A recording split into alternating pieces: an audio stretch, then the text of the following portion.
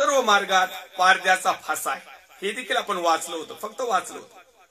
या ठिकाणी संदेष्टा आपल्या सर्व मार्गामध्ये पारदे जसा फासा टाकीतो आणि पारधी जसा जाळ विणतो आणि पारध्याने की एकदा फासा टाकला, पारध्याने एकदा का फाश्यावर फाशे टाकले की एक जाळ्या तयार होत आणि त्या जाळ्यामध्ये पक्षी किंवा त्याची जी काही शिकार असेल ती अडकल्या जाते। पारध्याने केलेल्या फाश्यामध्ये जर एखादा पक्षी किंवा एखादं काही भक्षण जर अडकलं त्याला मरणापर्यंत सुटतच नाही, म्हणजे तो टोटली गुलामच बनतो, टोटली गुलाम म्हणजे टोटली त्याच्या तावडीत येतो, ताब्यात येतो, अधिकारात येतो। अशा प्रकारे या ठिकाणी म्हणतो परमेश्वर सांगतो की संदेष्टा आपल्या सर्व मार्ग पारध्याचा फासा आहे, त्याच्या देवाच्या मंदिरात वैरभाव आहे, मंदिरामध्ये वैरभाव। याला जवळ कर त्याला बाजूला टाक, याला जवळ कर त्याला बाजूला टाक। पहिले 100 रुपये देणाऱ्याचं लय उदो, आता 500 रुपये देणाऱ्याचा उदो। मग ते 100 रुपये त्यावेळेस चांगले वाटत होते, आता 500 रुपये चांगले वाटत। मंदिरात वैरभाव। जर देवाच्या मंदिरामध्ये किंवा देवाचा सेवकच जर वैरभाव करायला लागला, तुझं माझं आग तुग जर करायला लागला किंवा तो ठिकाणी न्यायाधीश बनला, तर माझ्या प्रिय भावांनो बहिणींनो, याच्यापेक्षा दुर्दैव काय आहे? याजकाला संदेष्टाला सर्व सारखेच पाहिजेत। जसे की विधवेने 2 टोल्या टाकल्या आणि काही नीतिमान मनुष्याने हजार रुपयाच्या थैल्या वाजून टाकल्या। जो गरीबातला गरीब आहे तो आणि श्रीमंतातला श्रीमंत आहे तो, परमेश्वराच्या दृष्टिकोनातून याच्यामध्ये भेद नाही, कारण परमेश्वर दोघांचा पण आहे। आता जो देतो त्याचा जास्त मोठेपणा आणि जो कमी देतो त्याला मोठेपणाच नाही, ही जी भावना आहे ही आता आम्ही बंद केली पाहिजे। पुढे तो लिहित आहे की बात घडलेल्या गोष्टींच्या वेळी झाले त्यासारखे त्यांनी अति भ्रष्टाचार केलाय।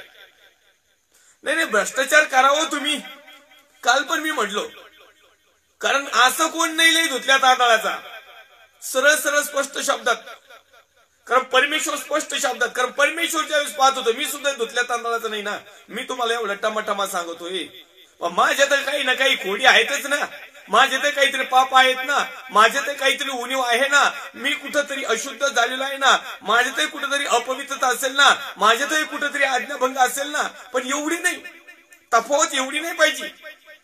तो काय म्हणत आहे ठिकाणी, अति भ्रष्टाचार केलाय, अति,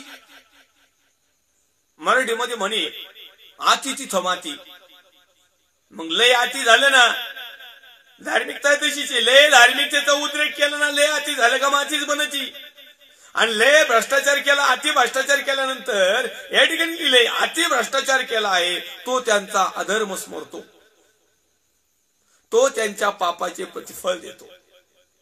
परमेश्वराच्या हातामध्ये आमच्या सर्व गोष्टी आहेत, आणि म्हणून आम्ही किती भ्रष्टाचार करतो, किती अधर्म करतो, किती पाप करतो, किती वैरभावना ठेवतो, किती मूर्खपणा करतो, किती एखाद्यासाठी जाळ विणतो पारध्याप्रमाणे। परमेश्वर या सगळ्या गोष्टीचा हिशोब घेणार आहे, परमेश्वर या सर्व गोष्टीचा जाब विचारणार आहे, परमेश्वर या सर्व गोष्टीबद्दल दंड, शासन किंबहुना चांगल्या जर असली तर आम्हाला बक्षीस देखील देणार आहे। आणि म्हणून परमेश्वराच्या योजना काय आहेत हे समजून घेणं खूप महत्वाचं आहे। सध्याचा काळ जो आहे तो शेवटच्या टप्प्यातला अंतिम काळ आहे, आणि बायबल सांगतं नव्या करारामध्ये की ज्यावेळेस तो दिवस समीप येईल त्यावेळेस पहिल्या प्रथम युद्धाने सुरुवात होईल।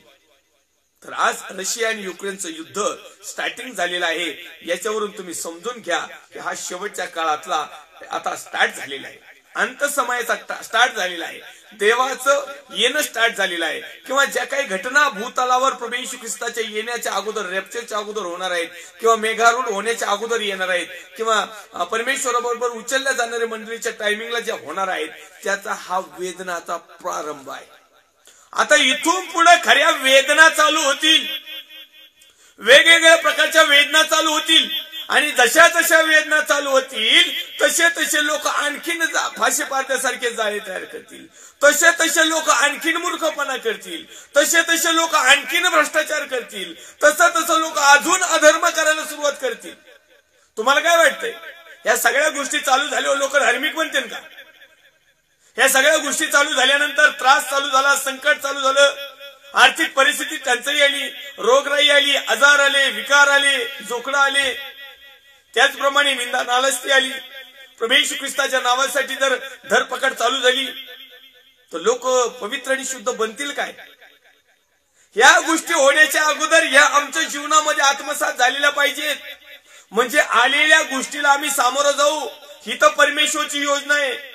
कारण अनेकांना अजून समजलेलंच नाही की जीवन कसं जगायचं, आणि त्यातली त्यात देवाचा जो सेवक म्हटलेला आहे किंवा जो संदेष्टा म्हटलेला आहे यांना तर अजिबातच समजलेलं नाही.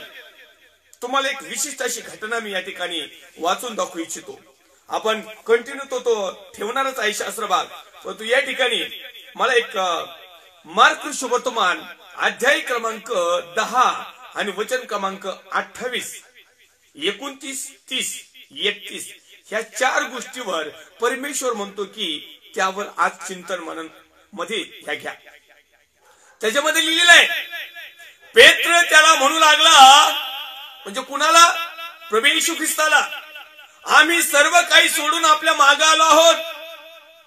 ही पेत्राने दिलेली कबुली, ही देवाच्या सेवकाने दिलेली कबुली, ही शिष्याने दिलेली कबुली, ही द मॅन ऑफ गॉडने दिलेली कबुली, हे प्रॉफिटने दिलेली कबुली, हे प्रेषिताने दिलेली कबुली, हा सुवार्तिक, हा पास्टर, हा प्रेषित, हा शिक्षक, हा जे काही नाव असतील XYZ याने दिलेली कबुली स्वतः प्रभू येशू ख्रिस्ताला तो direct to direct face to face म्हणत आहे.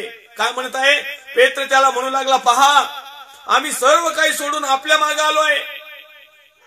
आज परमेश्वर म्हणत आहे, कुठला संदेष्टा सर्व काही सोडून माझ्या मागे येतोय का? आता याला तर सगळं गबाळ आवळून धरायची सवय, याला तर थोडं सुद्धा सुटत नाही, एक वेळचं दानपात्र सुद्धा सोडून देणार नाही. तो म्हणतो, पहा आम्ही सर्व काही सोडून आपल्या मागे आलो. प्रभू येशूच्या मागे यायचं म्हणलं ना तर जगातल्या सर्व झंझटून बाजूला यावं लागत आहे. जगातल्या सर्व खेळी खुशाली सोडून द्यावं लागतात. पाणी ओतावं लागतं त्याच्यावर, पाणी आम्ही तर ते उडू आणत होत, जाळे पोसरू आणत होत, भ्रष्टाचार करू आणत होत, आज्ञा मोडू आणत होत, आमच्या बोट मोडत नाही असं करताना, आहे का नाही? वचनाचं विश्लेषण, विष्णाचं चिंतन मनन आणि परमेश्वरच्या काय योजना आहेत आणि परमेश्वर आम्हाला त्याच्या पूर्वसंकेत काय देतो, परमेश्वरचं रहस्य काय अजून लोकांना माहितच नाही. हे फक्त नावाला नामधारी झाले, नावालाच या संदेश याचा पास्टर प्रोफेट झालेले, वचनाचा खरा अर्थ त्यांनी समजूनच घेतलेला नाही. आज देवाचा आत्मा या वचनाच्या माध्यमातून आम्हाला ते समजून सांगू इच्छित आहे. कृपया आपण लक्ष द्यावं. 29व्या क्रमांकाच्या वचनामध्ये लिहिले, मग येशूने उत्तर दिलं. ज्या वेळेस शिष्य पेत्र त्याला म्हणतो की आम्ही सर्व काही सोडून आपल्या मागे आलोय, मग येशू ख्रिस्त ज्याच्याजवळ सर्व काय अधिकार आहे तो म्हणत आहे, या ठिकाणी येशू त्याला उत्तर देत आहे. काय म्हणताय? येशूने उत्तर दिले, मी तुम्हाला खचित सांगतो, तुम्हाला शिष्यांना, संदेशांना, सेवकांना, पास्टर या कोण असतील XYZ त्यांना काय सांगतोय, मी तुम्हाला खचित म्हणजे शिक्कामोर्तब करून, यस डेफिनेटली असंच होणार, म्हणजे सहीनिशी खचित सांगतो. काय सांगताय? ज्याने ज्याने माझ्याकरिता, ज्याने ज्याने, ज्या ज्या सेवकाने, ज्या ज्या प्रोफेटने, ज्या ज्या प्रेषितांनी, ज्या ज्या शिष्यांनी, ज्या ज्या बिलीव्हर्स लोकांनी, ज्या ज्या याजकांनी, ज्या ज्या संदेशांनी माझ्याकरिता व सुवार्तेकरिता, परमेश्वरची सुवार्ता गाजवण्यासाठी, परमेश्वराचा मार्ग सांगण्यासाठी, परमेश्वराचा शुभ संदेश पोहोचवण्यासाठी घरदार, पहिला नंबर घरदार, बहीण भाऊ, आई बाप, मुले बाळे किंवा शेतीवाडी सोडली आहे. आता मला प्रामाणिक उत्तर द्या, तुमच्या अनुभवात असं कोणता व्यक्ती आहे का? नाही, असं कोणता या जग शिष्य कोणी दिसतोय का तुम्हाला? असं आहे का? मग आम्हाला शिष्य कसं बांधता येईल? ठीक आहे, आता या गोष्टी नका सोडून देऊ घडीभर, कारण हे आपल्याला लागणाऱ्या गरजा आहेत, है की नाही? या ठिकाणी पुन्हा एक वार वाचतो, ज्याने ज्याने माझ्याकरिता व सुवार्ते करता घरदार. आता घरदार सोडू नका, जशी येतं तसेच राहून द्या, पण बिल्डिंगवर बिल्डिंग तर नका बांधू. बाबा हो दादा हो, प्रॉफिट लोक हो, हाय ना घरदार, तुमच्यात नाही कुवती सोडण्याची, ओके आमेन, धन्यवाद, प्रेज द लॉर्ड, काय अडचण नाही, पण त्याच्यावर तर नका सोडू, आणि ते पण दुसऱ्याच्या दानपात्रावर कष्टाने चढवली तर काय अडचण नाही बरं का. इथं पहिल्या शिष्यांनी घरदार सोडले आणि आताचे शिष्य नुसते घरदारच बांधिते, ते पण स्वतःच्या जीवावर नाही, दुसऱ्याच्या जीवावर. बरं एकच बांधून नाही जमत, त्याच्यावर एक, त्याच्यावर एक, त्याच्यावर एक, चाळी बांधित, जागा घेतात, भाड्याने देतात. धन्य. तुम्हाला कसं काय म्हणायचं देवाचे सेवक? तुम्हाला कसं काय म्हणायचं खरे सुवार्थिक? तुम्हाला कसं काय म्हणायचं शिष्य? आता वचन सांगताय, आपण काही मनाने काही म्हणत नाही. बहीण भाऊ, हे बहीण भाऊ सोडले, आपल्या घरी आलीच नाही पाहिजे चहा प्यायला, आपल्या कोणत्याच कार्यक्रमाला नाही आले पाहिजे. भांडणं करायचे म्हणजे आपल्या घरच्याला त्रास नको, आहे का नाही? कारण आपण दुसऱ्याच्या घरी जाऊन बिर्याणी चाचायला मोकळे, आमच्या घरी कुणालाच नाही येऊ द्यायचं. बहीण भाऊ हे सोडलं बरं का खरं. आई बापाचा एक टाळा आलाय लोकांना, ते सोडले. मुले बाळ ते नाही, ते जरा धरूनच. किंवा शेतवाडी सोडली आहे, याचे डबल ट्युनिंग आहे, आत्मिक एक आणि जगिक एक. तुम्हाला दोन्ही रेव्हलेशन या ठिकाणी मिळतील.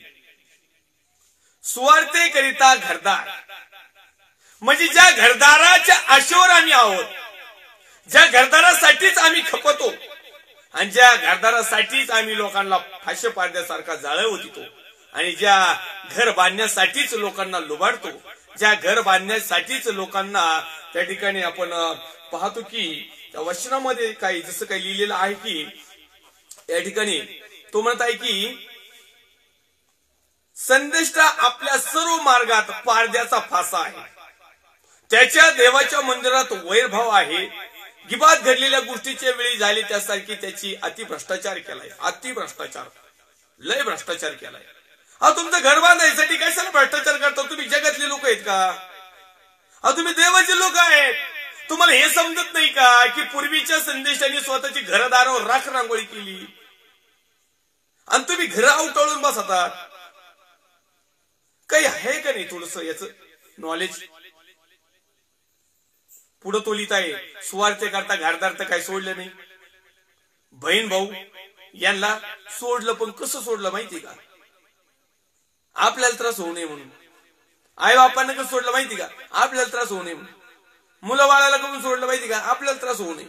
शेतीवाडी करून सोडली माहिती का? त्याच्यात कामकाज करता येत नाही. आता ह्याचा दुसरा अर्थ सांगतो,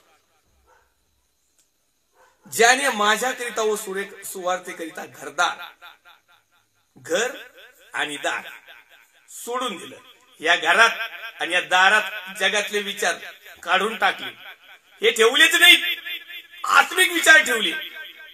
आणि बहीण भाऊ, my dear sisters, my dear brothers, आम्ही नाही का म्हणतो बहीण भाऊ, ब्रदर सिस्टर, आई बाप, हे झाले ना. आता कोण? पापाजी, मम्मीजी, तिकडे पंजाबकडे जायला चलत होते, आपल्या इकडे नाही म्हणत. मुले बाळे, माय स्पिरिच्युअल सन, माय स्पिरिच्युअल आमका फलाना. शेतीवाडी म्हणजे काय? आपलं उपजीविकेचं जे साधन आहे ते सोडून द्या. अशा प्रत्येकाला सांप्रत काळी, आता नाही, पहिलं काय मिळणार माहिती का? छळवणूक. आहे का कुणाची छळवणूक? पालकाला छळवणूक झाली म्हणले होते, पालकाचं काम काय करील? आणि तो आलाय काय यासाठी? मग तो पालक बनलाय कशासाठी? तो संदेष्टा प्रॉफिट बनलाय कायसाठी? छळ करायसाठी बनलाय काय? आणि तोच लोकांना छळितोय. लोकांना छळणार नाही तर काय? या ठिकाणी बायबल सांगतंय, अशा प्रत्येकाला सांप्रत काळी छळवणुकीबरोबर 100 पटीने घरे मिळतील. आम्ही इथलंच घर बांधा, स्वर्गातलं घराचा काही विचारच करू नका, इथंच बांधा. भाऊ मिळतील आत्मिक, बहिणी मिळतील आत्मिक, आया मिळतील आत्मिक, मुले मिळतील आत्मिक, आणि येणाऱ्या युगामध्ये सार्वकालिक जीवन मिळाल्याशिवाय राहणार नाही. आम्हाला या बाकीच्या दुसऱ्या नंबरच्या गोष्टी नकोय, पहिल्या नंबरच्या गोष्टी पाहिजे की ज्याच्यामध्ये आमच्या जगातलं घर बनलं पाहिजे, ज्याच्यामध्ये आम्ही जगामध्ये श्रीमंत झालो पाहिजे. हे सेवकाचे लक्षण नाही. याचा अर्थ सेवकांनी भिकारपणात जगावं असंही नाही. जे काही आहे त्यात तुम्ही खुश राहा, जे काही आहे त्यात समाधानी राहा, म्हणजे परमेश्वर तुमची येणाऱ्या युगामध्ये भरभराट करेल. आम्ही ह्याच युगामध्ये आपली आपली भरभराट करून टाकतो. आम्हाला काय माहिती जा पुढचं कुणी बघितलंय, आता तर घ्या ना, चालली गंगा ना, लगेच हातपाय धुवून बुटकुळे मारून घ्या. रानातल्या द्राक्षाप्रमाणे इस्रायल मला आढळलाय. अंजिराच्या हंगामातील प्रथम फळासारखे तुमचे पूर्वज मला दिसले, पण ते बाल पौराकडे आले आणि त्यांनी लज्जास्पद मूर्तीला आपणास वाहून घेतली. आता आपण तर काही जगातल्या मूर्तीला नाही वाहून घेतलं, पण आतमध्ये जी मूर्ती बसवली तिला मात्र पूर्ण वाहून घेतलंय. त्यांच्या वल्लभासारखे ते अमंगळ झाले. आम्ही अपवित्र झालो, अमंगळ झालो, शुद्ध पवित्र लायकीचं पात्रतेचं राहिलोच नाही. इब्राहिमाचे वैभव पक्षाप्रमाणे उडून जात आहे. आमचंही वैभव आता उडून जाण्याच्या बेतात आहे. जन्म, गर्भ धारणपण व गर्भसंभव ही नाहीत असे झाली आहे. आत्मिक नाहीची. आत्मिक जन्म पावाना, आत्मिक गर्भ पाळना, आत्मिक काहीच व्हाई नाही. त्यांनी मुले लहानाची मोठी केली तरी एकही मनुष्य उरणार नाही असे मी त्यास अपत्यहीन करीन. दोन प्रकारचं अपत्यहीन. ओरिजिनल जगातलं जे हाडामासाचं त्याला अपत्य नाही मिळणार. दुसरी गोष्ट, जे आहेत ते आध्यात्मिक नसणारी, आत्मिक नसणारी, हे असेच उपटसुंबे राहतील. जे फक्त नामधारी जीवन जगतील, मी त्याच पासून निघून जाईल तेव्हा त्याच धिक्कार असो. आणि मग असं वातावरण सापडल्यावर परमेश्वर तुमच्या आणि माझ्या जवळून निघून जाणार नाही तर काय करेल.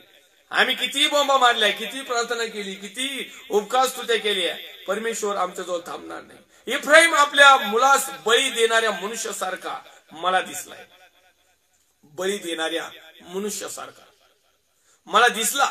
तो आपल्या मुलास वध करणाऱ्याकडे घेऊन येईल. वध करणारा. आता वध करणारा कोण आहे? वध करणारा, वधस्तंभावर जाणारा वेगळा आणि वध करणारा वेगळा. प्रभू येशू वधस्तंभावर गेला. प्रभू येशूने वधस्तंभ वाहिला. प्रभू येशूच्या पाठीमागे त्याच्या शिष्यांनी वधस्तंभ वाहिला. त्यांना देखील वधस्तंभाप्रमाणेच क्रूरतेचं मरण भेटलं. पण सध्या काय होणार आहे माहिती का? तो आपल्या मुलास वध करणाऱ्याकडे घेऊन येईल. वधस्तंभ वाहणाऱ्याकडे नाही घेऊन येणार. तो जो वध करणारे, जो त्याचं वाटुळं गोटुळं करीन अशा ठिकाणी घेऊन जाईल. तो म्हणजे दुष्ट, सैतान, जग आणि जगातल्या गोष्टी. आज प्रत्येक लोकांची तमन्ना आहे की जगामधल्या सर्व प्रकारच्या गोष्टी माझ्या मुलास मिळाव्यात, पण आत्मिक जीवनाविषयी मात्र कोणी आजही आपल्या लेकराविषयी अजिबात गोष्टीमध्ये नाही. सगळं जगातल्या गोष्टी, डॉक्टर बन, इंजिनियर बन, सायंटिस्ट, काय बनायचं ते बना ना बाबा हो, पण लेकराला धार्मिकतेचं तर वळण तर द्या. कारण जर जगातले कुठलीही पोस्ट मिळाली, नामापाशी संपत्ती जरी मिळाली, परंतु परमेश्वरापासून जर तो सुटला, आज्ञा पालनापासून जर तो सुटला, सार्वकालिक वचनातून जर सुटला, तर सगळी संपत्ती असून नरकात जाण्यापेक्षा तो नसलेला बरा. हे परमेश्वरा त्यास दे. काय देशील? गर्भपात करणारा गर्भाशय व शुष्क स्तन त्यास दे. आता यांच्या पुढे आत्मिक लेकर जन्मायचे बंद झाले. ज्यांचा जन्म झालाय त्यांनी नीटनेटके व्हा. कारण पश्चातापाशिवाय, सत्याशिवाय आत्मिक गर्भ धारण होत नाही. आत्मिक लेकर, आध्यात्मिक लेकर जमत नाही. त्यांची सर्व दुष्टता गिलगलात आहे, तिथेच त्यांच्याविषयी माझ्या ठाई द्वेष उद्भवला. त्यांच्या कर्माच्या दुष्टतेमुळे त्यास मी आपल्या मंदिरातून घालून देईन. आता प्रभू असे लोक ठेवणार नाही, मंदिरातून हाकलून देणार. आता तो कसे जाते मंदिरातच कुकर्म करते, कर्म दुष्टते चांगली नाही. यापुढे मी त्यांच्यावर प्रीती करणार नाही. परमेश्वर म्हणतो मी त्यांची गाय करणार नाही, त्यांच्यावर प्रीती करणार नाही. पहिल्यांदा परमेश्वरने प्रीती केली, त्याचं एकुलतं एक पोरग दिलं, प्रभू येशू ख्रिस्त आमच्यासाठी. आता परत काही त्यांनी वधस्तंभाला द्यायचं का? आता तो न्यायाधीश बनून येणार आहे. आता तो प्रीती करणार नाही, तर ज्याने प्रीती केली आणि त्याचा एकुलता एक पुत्र वधस्तंभ वाहण्यासाठी दिला, आज तोच प्रभू येशू ख्रिस्त एक न्यायाधीश बनून प्रीती करायला येणार नाही. तुमचा न्यायदंड, माझा न्यायदंड, माझं शासन किंवा वेतन देण्यासाठी येणार आहे. त्यांचे सर्व सरदार फितुरी आहेत. इफ्राईमवर तडाखा बसलाय, त्याचे मूळ सुकून गेले आहे, त्यास फळ येणार नाही. त्या संतती झालीच तर त्यांच्या गर्भशयाचे ते प्रिय फळ मी मारून टाकेन. परमेश्वरचं प्रकटीकरण रेव्होल्युशन लय खतरनाक आहे, पण आम्ही त्याकडे लक्ष देत नाही. या ठिकाणी होशेचा ग्रंथ अध्याय क्रमांक 10 आणि वचन क्रमांक 4 या ठिकाणी आपण पाहणार आहोत. त्याच्यामध्ये लिहिलेलं आहे, ते फक्त वचने बोलतात, खोट्या प्रतिज्ञा करतात, करार करीतात, म्हणून शेताच्या तासात विषवल्ली उगवते तसे त्यांच्यासाठी प्रतिफळ उगवेल. फक्त वचने बोलतात. आता वचन बोलायचं काम कोणाकडे? आता मी वचने सांगतो म्हणल्यानंतर मी पास्टरच असणार ना, म्हणजे देवाचा सेवकच आहे ना मी. देवाचे सेवकच आपल्याला वचन सांगतात ना. साधं सरळ हिशोब आहे. आपण काही इकडे तिकडे हिंडून फिरून सांगत नाही, सरळ सरळ स्पष्ट शब्दात. होशेचा ग्रंथ अध्याय क्रमांक 10 वचन क्रमांक 4 तिथं काय लिहिले, ते फक्त वचने बोलतात. आता वचन कोण बोलतो? ज्याला माहिती येतो, जो कारागीर येतो, जो शिष्य येतो, जो याजक येतो, जो दीक्षित येतो, ज्याने व्रत घेतले सेवेचं तो. बरोबर. पुढं खोट्या प्रतिज्ञा करतात.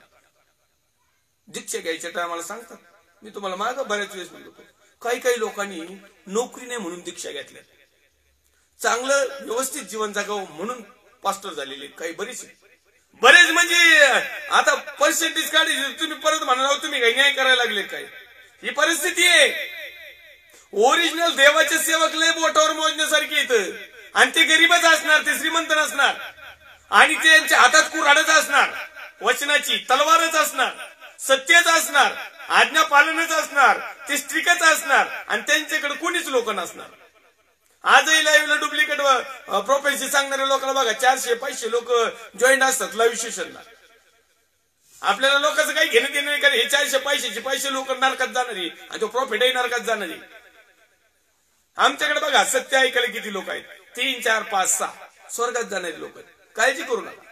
पण म्हणलो तुम्ही स्वर्गात जाणार, आणि म्हणले मी स्वर्गात जाणार असं नाही. मरणाच्या टोकापर्यंत जोपर्यंत तुम्ही आणि मी विश्वासू जीवन, कृतिशील जीवन, नुसतं बोलायचं नाही, भाकड कथा नाही. आता इथं लिहितात ते फक्त वचने बोलतात, आम्ही फक्त नुसतं वचनेच बोलतोय, नुसतंच सांगतोय, पण त्याच्याप्रमाणे जर माझी करणी नाही ना, माझा बुकनाच फुकरणीने फुकीतीनच मला. खोट्या प्रतिज्ञा करतात. आता खोटे प्रेषित कपटी कामदार कसे आहेत?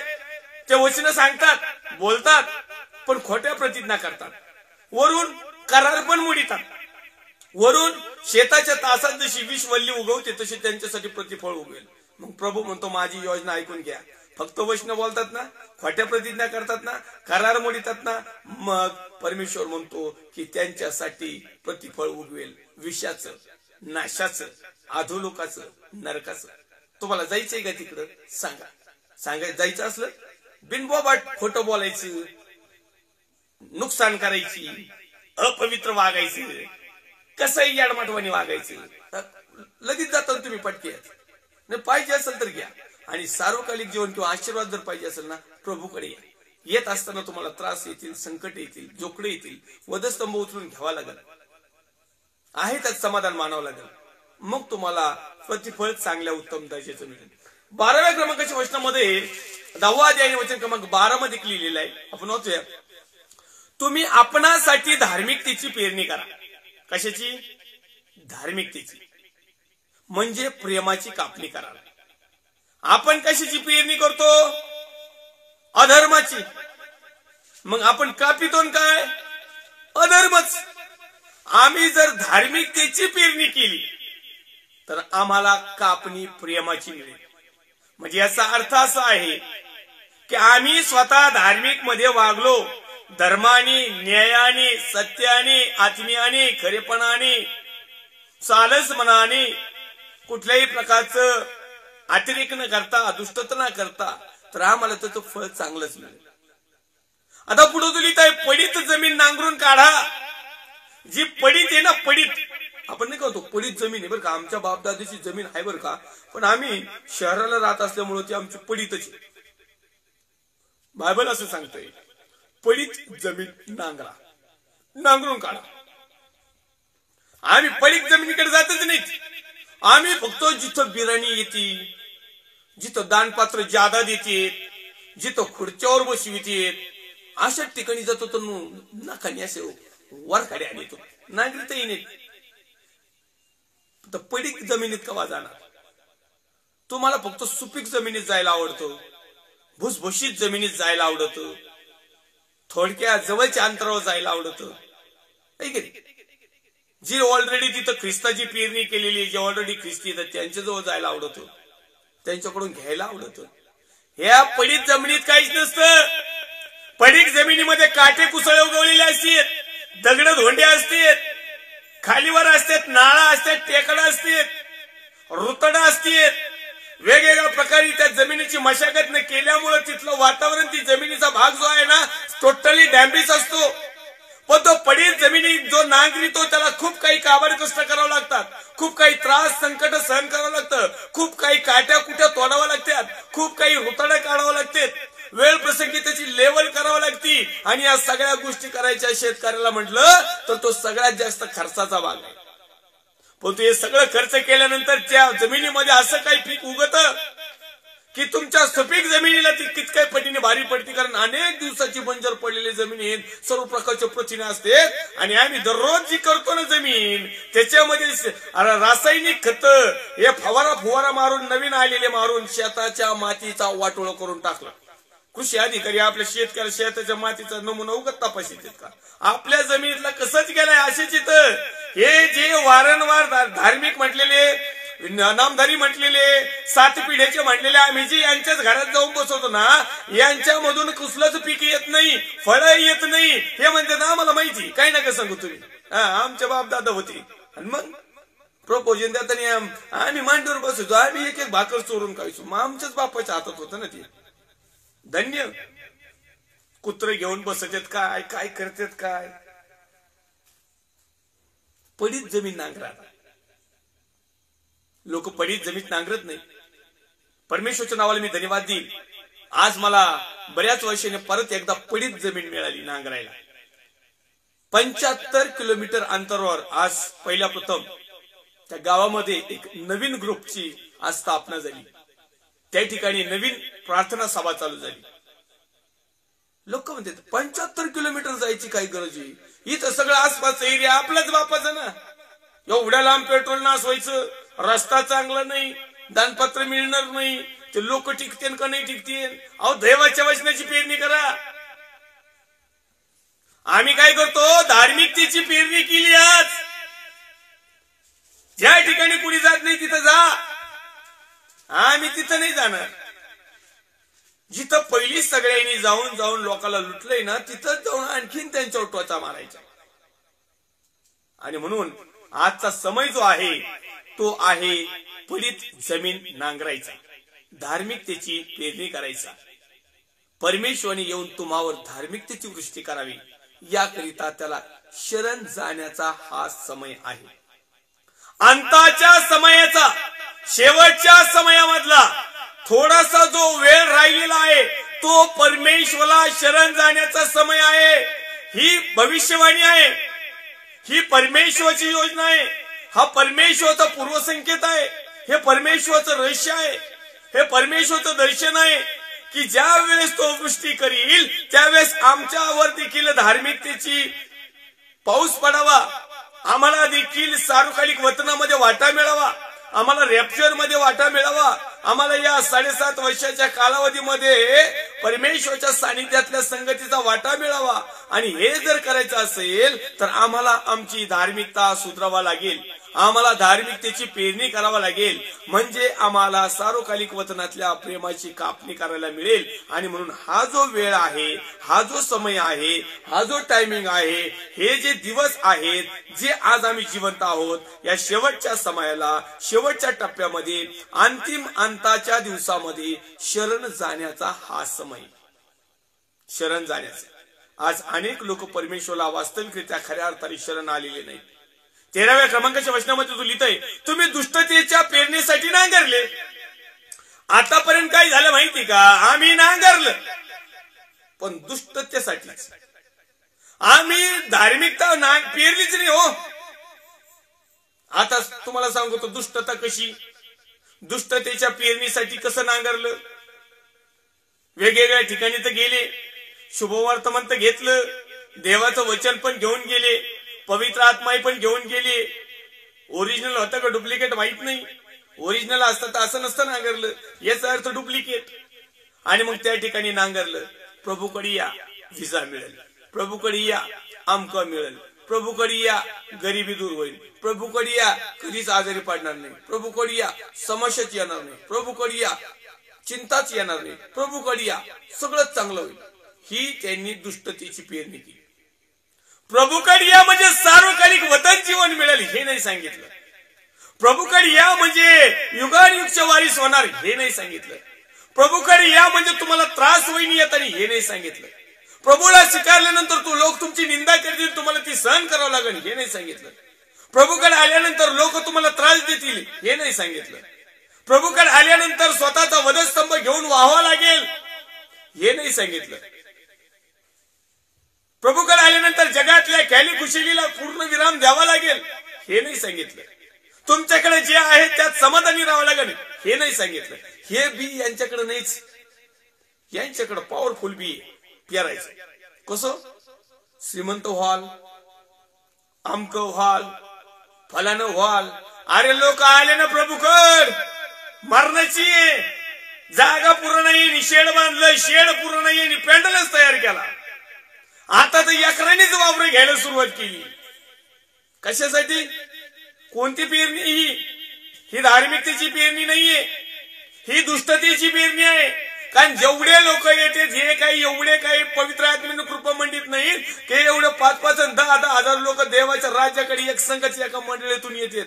अहो इथं 5-50 लोकांची मंडळी घेतली तर बोटावर मोजून 1-2 लोक पवित्र आत्म्याने परमेश्वराच्या सत्यामध्ये टिकणारी. आणि तुमच्या 5-5 हजाराची मंडळी इथं धार्मिकतेची पेरणी नाही, इथं दुष्टतेची पेरणी केलेली आहे. अधर्माची कापणी करत आहात तुम्ही याचा अर्थ. आणि त्यांच्याकडून काय करता? अधर्म करून घेता. कारण त्यांना तुम्ही अयोग्य शिक्षण देता, त्यांना तुम्ही दिसाऊपणा ढोंगीपणा दाखवता, त्यांना तुम्ही आमिष दाखवता, त्यांना तुम्ही लालच देता, त्यांना तुम्ही स्वप्न दाखवता. त्यांच्या अंतकरणात जे पाहिजे ज्या जगातल्या गोष्टी त्याच्यातच तुम्ही त्यालाच खतपाणी घालता. आध्यात्मिक गोष्टीची मात्र तुम्ही उन्नती करत नाही. आणि म्हणून आज हा जो समय आहे परमेश्वर म्हणतो त्याला शरण जाण्याचा समय आहे. तुम्ही दुष्टतेच्या पेरणीसाठी नांगरले, अधर्माची कापणी केली आणि तुम्ही लबाडीचे फळ खाल्ले. आज जे आम्ही खात आहोत ना, लबाडीचं फळ खातो. लबाड. बरं, लोकांना तर लबाडी केली पण प्रभू जवळही लबाडी केली. आपण तर लोकांपासून लपण बो, ठीक आहे जाऊ द्या, प्रभू बरोबर प्रभूची लबाडी. कारण तू आपल्या मार्गावर भिस्त ठेवली, स्वतःचा मार्ग तयार केला, स्वतःच्या संस्था तयार केल्या, स्वतःच्या मिनिस्ट्री तयार केल्या, स्वतःच एक त्याला काय म्हणतात ग्रुप तयार केला. स्वतःचेच निर्णय, स्वतःचाच नियम, स्वतःचेच वचन, स्वतःलाच मनाला वाटन तसंच. त्याच्यामध्ये परमेश्वरचं काहीच नाही. आपल्या पराक्रमी वीर समूहावर भाव ठेवला. आपल्या जवळ असणारी बाउन्सर, व्हेंटिलेटर, काय म्हणतात व्हॅलेंटर, मग ते आणि ते धुंडून एक बकरा, त्यांना तेच काम दिलेले असते. जे भाव ठेवलेला आहे ना, हेच तुमच्या मंडळीत दुसरी मंडळी तयार करते. थांबा जरा तुम्ही, तुमच्या मंडळीचे तुकडे तुकडे होतील. थांबा जरा तुम्ही. तुझ्या लोकांमध्ये कलह माजेल. आता कलहच नाही का मंडळीमध्ये? काय लय प्रेम उतू चाललंय का? कलह आहे सगळा. युद्ध समयी सलमानाने बेत अरबेस उद्ध्वस्त केले, तेव्हा आईला मुलासह आपटून मारले. तशी सर्व तटबंदीचे नगरे नाश पावतील. येणाऱ्या दिवसातल्या भविष्यवाणी रेव्होल्युशन. तुमच्या दुष्टतेच्या अघोरतेमुळे बेथेल येथे तुम्हास असे होईल, प्रभात काळी इस्रायलचा राजा नाश पावेल. आणि म्हणून आम्ही नाश पावू नये अशी जर तुमची आणि माझी इच्छा असेल तर निश्चित अर्थाने आम्ही आमचं जीवन परमेश्वराला समर्पित करणं खूप महत्वाचं आणि गरजेचं आहे. हा जो समय आहे शेवटचा समय आहे, अंताचा समय आहे, न्यायाचा समय आहे हे खरं आहे. परंतु जो आज तुमच्या आणि माझ्याकडे थोडासा वेळ आहे तो परमेश्वराला शरण जाण्याचा समय आहे.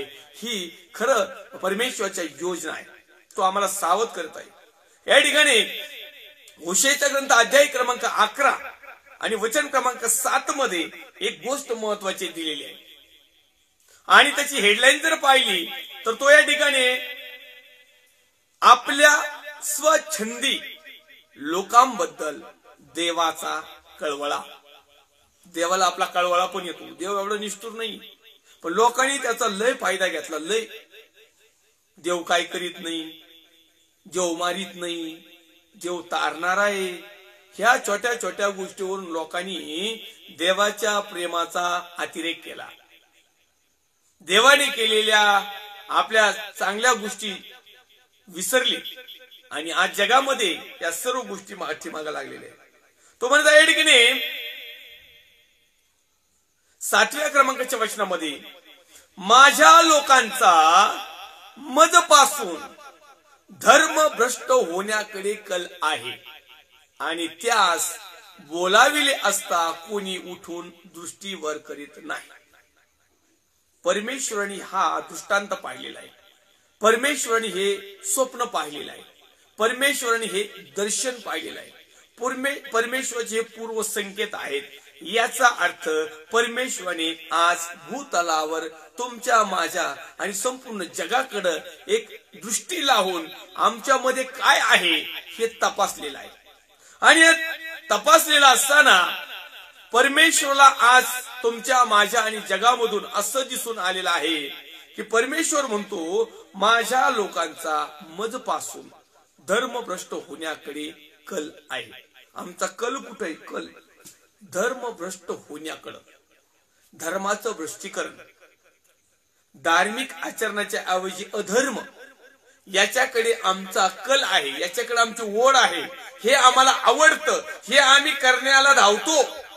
सत्कृत्य करायला धावत नाही, सत्य गोष्टीकडे धावत नाहीत, आज्ञा पालनाकडे धावत नाहीत, वचनाकडे धावत नाहीत, चांगल्या गोष्टीकडे धावत नाहीत. याच्या विरोधात आमचा कल आहे. आम्हाला ह्या गोष्टी आवडतात कारण चांगल्या गोष्टी चढ कल लिहिला तर जगातलं ऐश आराम किंवा नावलौकिक कमी मिळतं आणि ह्या गोष्टी मिळवण्याचा प्रयत्न केला तर जगामध्ये रुतबा वाढतो. म्हणून अनेक लोकांनी काय केलेलं आहे, धार्मिकता आहेत पण धर्मभ्रष्ट आहे. दिसाऊ माल फसाऊ धंदा. धार्मिकता आहेत परंतु धर्मभ्रष्ट आहे. आणि म्हणून तो पुढे लिहित आहे की आणि त्यास बोलावले असता कोणी उठून दृष्टीवर करीत नाही. परमेश्वर त्यांना बोलवतोय, धार्मिकतेची कटिवेष्टने त्यांना देतोय, पण ते कुणीही परमेश्वराकडे दृष्टी वर करीत नाहीत, कुणीही वचनाकडे दृष्टी करत नाहीत, कुणीही सत्याकडे दृष्टी करत नाही, कुणीही पवित्रता आणि शुद्धतेकडे दृष्टी करत नाही, वर सुद्धा बघत नाही. मग आज हा जो समय आहे त्याला शरण जाण्याचा समय आहे.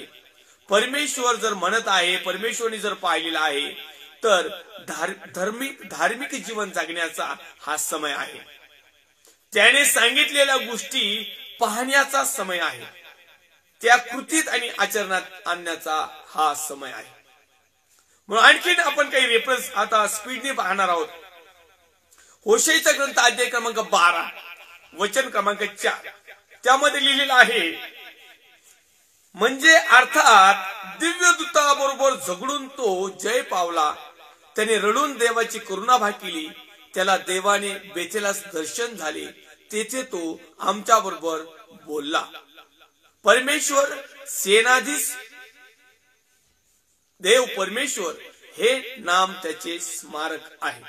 म्हणून तू आपल्या देवाकडे वळ, दया व न्याय यांचे पालन कर व आपल्या देवाची प्रतीक्षा करून राहा.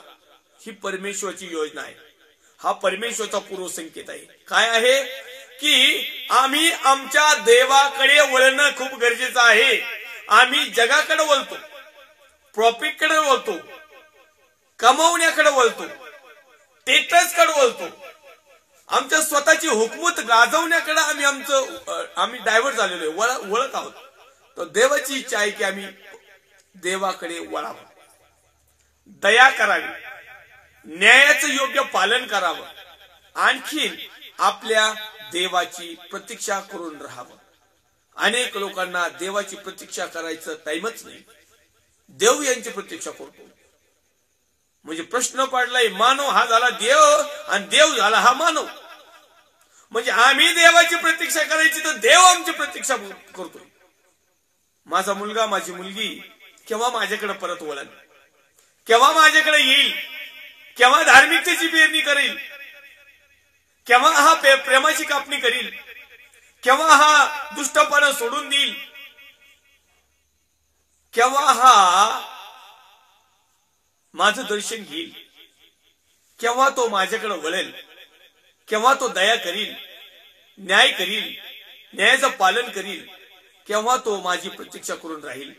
आज देव आमची प्रतीक्षा करत आहे. आम्ही देवाची करायला पाहिजे तर देव आमची करत आहे. आणि म्हणून बऱ्याचशा गोष्टी आज आम्ही समजून घेणं खूप महत्वाचं आणि गरजेचं आहे. आणखीन एक रेफरन्स पाहूया. होशेयाचा ग्रंथ अध्याय क्रमांक 13 वचन क्रमांक 6. आता या आपण जरा थोडस हा एपिसोड थोडस पळवणार आहोत. तुम्हाला फक्त त्याचे रेफरन्स मी जमा करून देतो. होशेयाचा ग्रंथ अध्याय क्रमांक 13 वचन क्रमांक 6. त्यामध्ये लिहिलेलं आहे, जसा त्या चारा मिळाला तसे ते चरून तृप्त झाले. ते तृप्त झाले तेव्हा त्यांचे हृदय उन्मत्त झाले आणि ते मला विसरले. ते मला विसरले. हे परमेश्वराने ही रियालिटी पाहिलेली आहे. परमेश्वर हे पाहिलंय. परमेश्वराने तुम्हाला आणि मला चारा दिला. परमेश्वराने तुम्हाला आणि मला चरून तृप्त केलं आणि आम्ही आता तृप्त झालो. आम्ही आमचं एकदा भागलं, आता आम्ही उन्मत्त झालो आणि देवाला विसरलो. देवाला विसरणाऱ्यांनो, घटिका जवळ आलेली आहे. सावधान हो. कदाचित तो दिवस केव्हा येईल तुम्हाला आणि मला माहित नाही. आणि म्हणून जर तुमच्याकडे चारा आहे ना, तर लय पायंदळी तुडू नका. या ठिकाणी तो लिहित आहे, जसा त्या चारा मिळाला तसे ते चरून तृप्त झाले. चारा कुणाला मिळतो? मेंढरांना. मग मेंढरांना चारा मिळाल्यानंतर ते तृप्त झाले. स्तोत्र 23 मध्ये सांगतो, परमेश्वर माझा मेंढपाळ आहे, मला काही उणे पडणार नाही. तो मला हिरव्यागार कुरणात चाऱ्यात नेतो, तो माझा जीव ताजा तवाना करतो. मग देवाच्या मध्ये असताना, विश्वासू जीवन जगत असताना, सेवकाई करीत असताना, सेवा करत असताना, याचके पण करत असताना, जर परमेश्वरने आम्हाला दोन्ही चारे दिलेत, जगातलं पण आणि आत्मिक पण, आणि जर तुम्ही तृप्त झाला आहात तर तुमचं हृदय उन्मत्त होऊ देऊ नका. माझ्यासारखं कुणीच नाही. काही मिनिस्टर छोट्या होत्या ना, घराघरागणीत जाऊन बसायची. आता त्या मोठ्या झाल्यात, त्यांना भरपूर दानपात्र दशमूळ देणगी यायला लागली. आता त्यांचं हृदय उन्मत्त झाले. यायचं तर यायचं नाही तर येऊ नका, अशी भाषा आहे. सत्य तर काही सांगत नाही. सत्य सांगून म्हणा ना, तुम्हाला जर सत्य स्वीकारायचं असेल तर चर्चा नाही तर गेट आउट असं म्हणा बिंदास. पण तुम्ही सत्यही सांगत नाही, तुमचं भागलंय. आता तुम्हाला मोठाले बकरे सापडायचे, छोट्या लेकरांना तुम्ही पुढच्या खुर्चीवर येऊ देत नाही. आणि ज्यावेळेस तुम्हाला कोणी नव्हतं तेव्हा हेच पुढच्या खुर्चीवर बसायचे. त्यावेळेस तुम्ही त्यांना सलाम करायचे. त्यावेळेस तुम्ही सगळ्या कार्यक्रमाला जायचे. उठल्या पडल्या त्यांना फोन करायचे.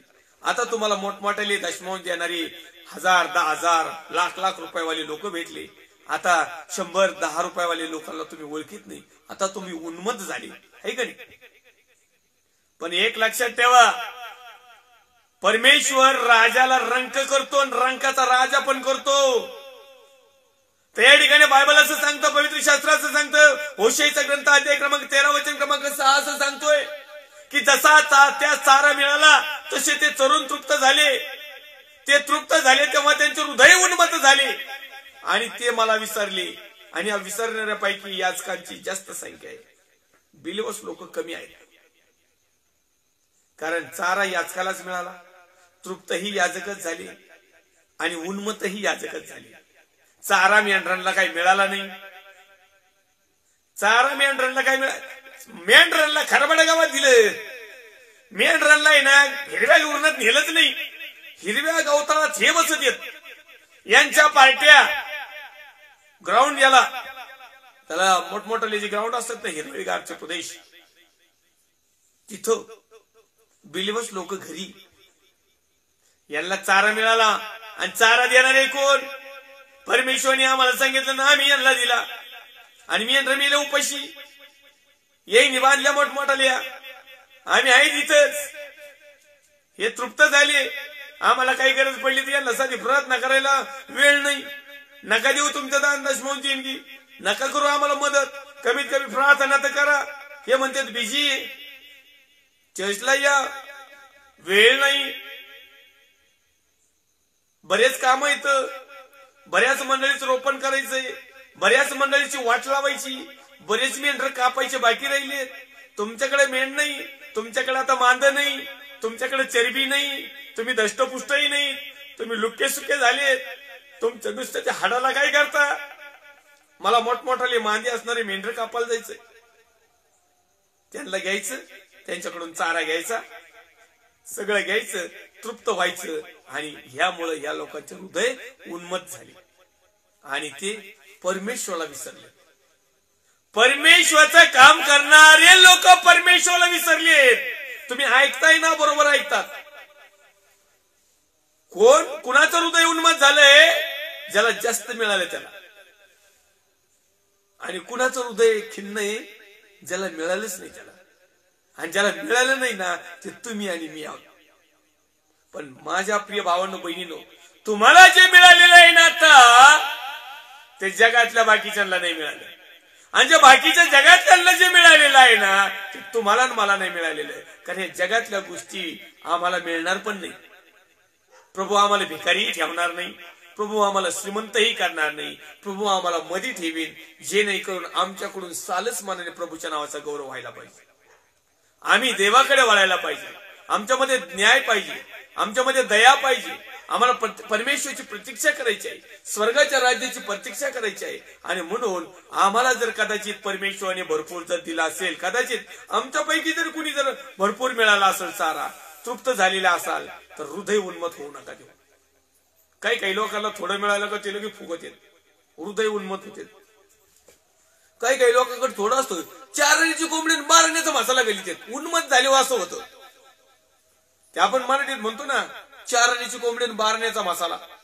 हे उन्मत्त झाल्यावर असे गुण सुचत आहेत. चारण्याची कोंबडी ना 5 पैशाचा मसाला वापरा, ज्यादा डोकं चालू नका. बारण्याचा मसाला वापरायचा म्हणजे अंगापेक्षा बोंगा मोठा, म्हणजे अर्ध्या आळकोंडात नवर घेऊ, म्हणजे काय गुडघ्याला बाशी. म्हणजे आपल्याकडे काही नाही पण आवलंय आणायचा. आणि जे आपल्याकडे ते लोकांकडूनच घेतलेलं असतं. म्हणून मी पाठीमागच्या 2-4 एपिसोड मध्ये म्हणतो, याला अंडरपॅन्ट पाण्यावर जर पाठवलं तर कसं होईल? कारण ते सुद्धा दानपात्र घेतलेले. हो, ऐकायला जरा खराब वाटत, योग्य खरंय. तर या ठिकाणी तो लिहित आहे, जसा त्या चारा मिळाला तसे ते चरून तृप्त झाले. ते तृप्त झाले तेव्हा त्यांचे हृदय उन्मत्त झाले आणि ते मला विसरले. आज आम्ही या विसरणाऱ्या लोकांपैकी आहोत का? आणखीन एक शेवटचा रेफरन्स आपण पाहूया. म्हणजे होशेचा जो ग्रंथ आहे तो पूर्ण होईल आणि उद्याच्या लाईव्ह सेशनला आपण योएल संदेशचा जो भविष्यवक्ता आहे, प्रमुख भविष्यवक्त्यांची यादीमधील योएल एक भविष्यवक्ता आहे. आपण सरतेशेवटी किती संदेष्टे, किती सेवक, किती भविष्यवक्ते, प्रॉफिट होते याची लिस्ट मी तुम्हाला देईल. आम्ही बरेचसे संदेशाचे ग्रंथामधून शोधलेला आहे. आज होशेचा ग्रंथ अध्याय क्रमांक 14 आणि वचन क्रमांक 1, 2, 3 आपण पाहूया आणि थोडस आपण बंद करणार आहोत कारण आपला वेळ पण झालेला आहे. आणि पुढच्या लाईव्ह सेशनला योएल संदेशाच्या मार्फत परमेश्वरच्या योजना काय आहेत यावर चिंतन मनातून करणार आहोत. परमेश्वराकडे वळण्यासाठी इस्रायलाला विनवणी. हे इस्रायला, परमेश्वर तुझा देव याचकडे वळ, कारण तू आपल्या अधर्मामुळे ठोकर खाऊन पडला आहेस. आमचं जे पडलंय ना जीवन, जगातले पण आध्यात्मिक पण, ते आम्ही अधर्मामुळे, आमच्याकडे जगिक पण अधर्म आहे आणि आत्मिक पण अधर्म आहे. सरळ सरळ. आता काही कुणावर दोषारोप करायचा नाही. आता हे आपल्यावरच करायचं. हे आपणच आपलं धुवायचं, दुसऱ्याचं धुवायचंच नाही. साबण कमी पडला तर वचन देऊ आपण टपाटप, पण धुतानी सगळे त्यांचं धुवायचं. हा नसला स्टॉक आहे आमच्याकडे. एनी टाइम तुम्ही कधी पण फोन करा, तुम्हाला वचनाच्या माध्यमातून तो साबण मिळेल. तू आपल्या अधर्मामुळे ठोकर खाऊन पडलास. तुम्ही शब्दानिशी परमेश्वराकडे वळा. शब्दानिशी. लोक शब्दानिशी नाही वळत. लोक शब्द देतात पण तो पाळत नाही. शब्दानिशी परमेश्वराकडे वळा. प्रभूला म्हणतात, हो प्रभू तेवढं झालं का? कोण प्रभू? या ठिकाणी परमेश्वर म्हणतो, तुम्ही शब्दानिशी परमेश्वराकडे वळा. त्याला म्हणा, आमचा सर्व अधर्म दूर कर. आमचा सर्व अधर्म दूर कर.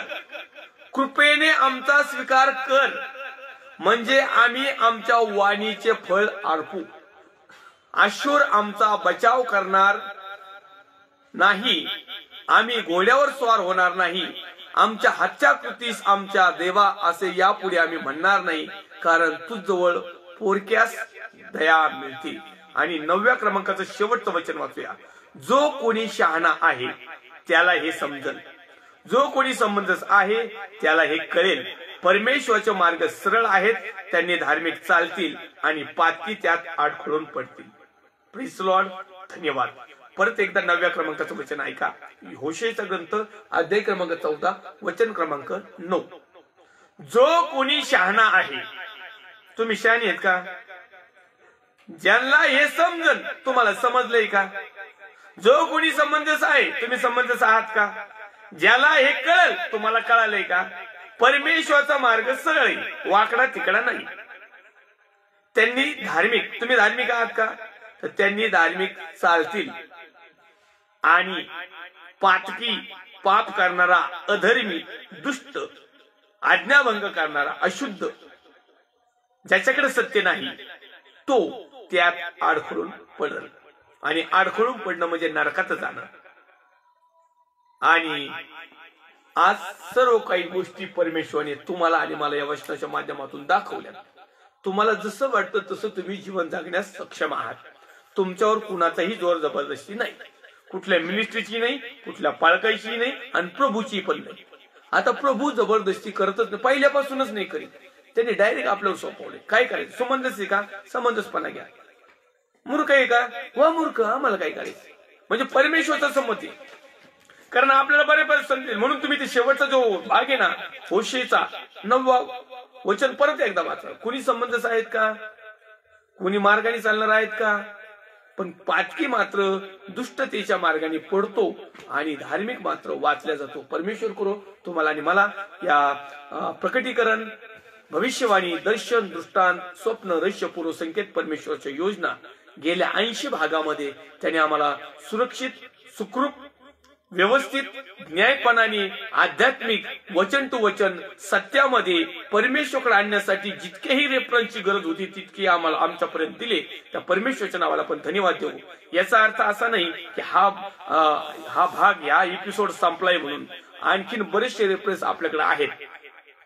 आणि म्हणून आपण पुढच्या काही लाईव्ह सेशनला 81व्या भागामध्ये प्रकटीकरण, भविष्यवाणी याच विषयावर चिंतन म्हणून अध्ययन करणार आहोत. पुन्हा एक वार लाईव्ह सेशन जोडणारे सर्व देवाचे अभिषिक्त सेवक सेविका, विश्वासणारे भाऊ बहीण, आई वडील, या प्रत्येकाचं मी पास्टर आशिवालाट अहमदनगरमधून मनापासून, हृदयापासून हार्दिक स्वागत करतो. ब्रदर शंकर गायकवाड आहेत, ब्रदर सचिन गायकवाड आहेत, ब्रदर सागर गायकवाड आहेत, आणखीन देवा ब्रदर उमेश बनसोडे आहेत, सिस्टर नीता शिरसाट आहेत. बरेचसे देवाचे सेवक सेविका, विश्वासणारे भाऊ बहीण आपल्याला लाईव्हला होते. यानंतर काही पाहतील. फक्त एक विनंती आहे की वचनाप्रमाणे होता येईल तेवढं आचरण करण्याचा निर्णय करा, प्रयत्न करा. परमेश्वर तुम्हाला आशीर्वाद देऊ. येऊया प्रार्थना करूया. पवित्र थोरस्याने जिथे बापा जसे आहोत तसे तुझ्या पवित्र हातामध्ये येत आहोत. प्रभू येशू ख्रिस्ताच्या प्रेमळ आणि सामर्थ्यवान नावात प्रार्थना करतो आमच्या भारत देशासाठी, भारत देशातील सर्व राज्य, विशेष करून महाराष्ट्र राज्याचे मुख्यमंत्री मान्य उद्धवजी साहेब, त्यांचे सर्व सहकारी टीम, विरोधी पक्षनेते मान्य देवेंद्र फडणवीस साहेब, त्यांची सर्व सहकारी टीम, सर्व पोलीस डिपार्टमेंट, डॉक्टर्स, नर्स, सेवाभावी संस्था, वैयक्तिक लोक, लावी शिष्याला जोडणारे लहानापासून थोरापर्यंत सर्व देवाचे लोक, विश्वासणारे लोक, मित्र, आप्तेष्ट, स्नेही, त्याचप्रमाणे भारत देशाच्या सरहदीचं संरक्षण करणारी मिलिटरी फोर्स, जवान, कमांडोज, त्यांचे कुटुंबीय, सर्व शेतकरी वर्गीय, त्यांच्या समस्या, चिंता, काळज्या, त्याचप्रमाणे जितकेही धार्मिकतेकडे वळत आहेत, सत्याकडे वळत आहेत, आज्ञापालनाकडे वळत आहेत, जे समंजसपणाकडे वळत आहेत, जे स्वतःला बदलत आहे, ते प्रत्येक भाऊ बहीण आई वडील मी तुझ्या पवित्र हातामध्ये देतो. आमच्या समस्या, चिंता, काळज्या, टेन्शन, ताण, दबाव, गरिबी, आमचा कर्जबाजारीपणा, जे काही आजार असतील, जे काही आमच्या प्रार्थना असतील, प्रभू येशूच्या नावात जे जोखडं बंधन असतील, येशूच्या नावात तुटल्या जाऊ दे. आणि आम्ही सालस मनाने आम्ही परमेश्वर देव बाप्पा तुझ्या गौरवी जीवन जगत असताना आम्हाला तू योग्य असं मार्गदर्शन करत आहेस, त्याबद्दल आम्ही तुझे आभार मानत उपकार स्तुतीसह प्रार्थना विनंती धन्य उद्धारक जो होता, जो आहे, जो येणार आहे, त्या पवित्र प्रभू येशू ख्रिस्ताच्या प्रेमळ आणि सामर्थ्यवान नावात छोटीशी प्रार्थना मागतो, स्वर्गीय पिता होय. आमेन. प्रभू येशू रक्त की जय, प्रभू येशू रक्त की जय, प्रभू येशू रक्ताचा जय जयकार असो. Amen, amen, amen. Praise the lord. Thank you.